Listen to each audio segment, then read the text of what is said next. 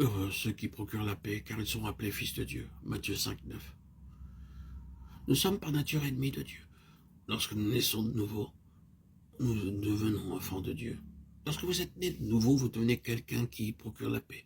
Alors des ennemis de Dieu deviendront des amis de Dieu à travers vous.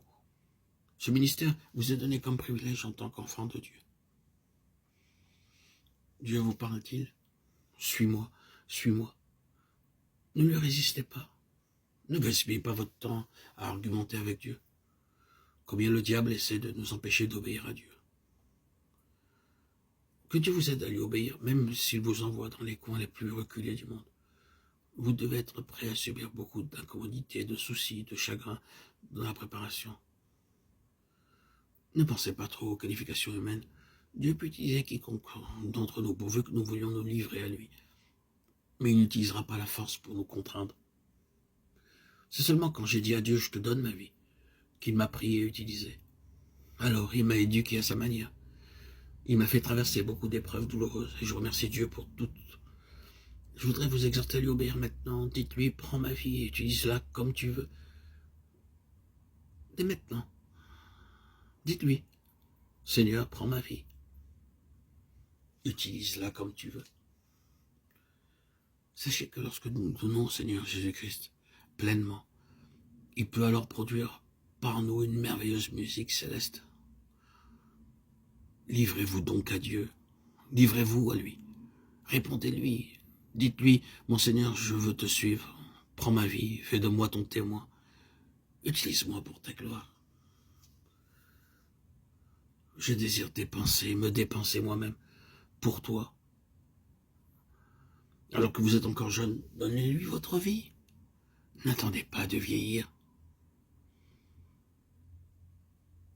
Heureux ceux qui procurent la paix, car ils sont appelés fils de Dieu. Ils satisferont Dieu. Heureux ceux qui sont persécutés pour la justice, car le royaume des cieux est à eux. Matthieu 5, 10. Il y a quelques années de cela, un musulman vint me voir et me dit qu'il voulait devenir chrétien. Il était diplômé de l'université. Êtes-vous allé à des réunions, lui demandai-je. Non, répondit-il. Je lui demandai comment s'intéressa-t-il à l'évangile. Il m'a dit qu'un jour il était parti voir un ami hindou dans le voisinage. Il y avait une petite véranda devant la maison de son ami. Tandis qu'il se tenait là, quelqu'un vint pour balayer et mit sa poubelle dans un coin. Alors que cet homme balayait, un commerçant hindou vint aussi dans la maison et entra dans la véranda.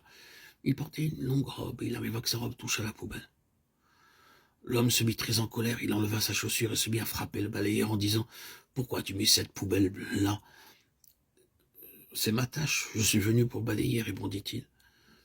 Disant cela, le balayeur tendit son autre joue et dit « Dieu vous bénisse ». La scène terminée, le musulman qui l'avait observé dit au balayeur « Pourquoi l'avez-vous permis de vous frapper? Ce n'était pas de votre faute. Vous ne faisiez que votre tâche. C'est entièrement de sa faute. Il aurait dû soulever un peu sa longue robe et marcher avec précaution. » Mais le balayeur répondit « Si mon Seigneur a tant souffert pour moi, ne devrais-je pas souffrir un peu à cause de lui ?»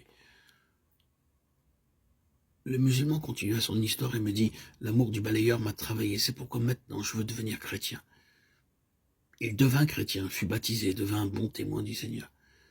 L'amour peut être répandu dans les cœurs des autres si nous endurons la persécution avec patience.